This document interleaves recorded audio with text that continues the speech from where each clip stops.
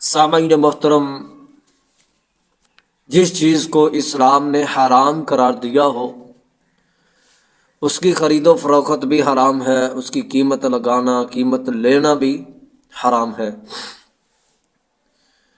جس طرح نبی پاک صلی اللہ علیہ وسلم نے ارشاد فرمایا، ان اللہ حرم بیع الخمر والمیتۃ والخنزیر والاصنام۔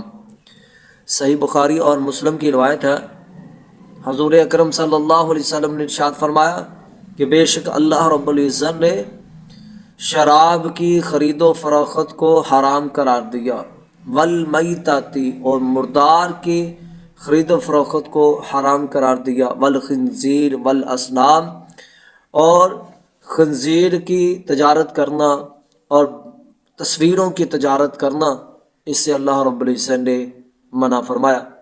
اور تصویروں کے بارے میں، جو تصویریں فروخت کرتے ہیں اس کے بارے میں نبی علیہ الصلوۃ والسلام نے ایک اور جگہ اعلان فرمایا کہ لعن اللہ المصورین، اللہ رب العزت نے تصویر بنانے والوں پر لعنت کی ہے۔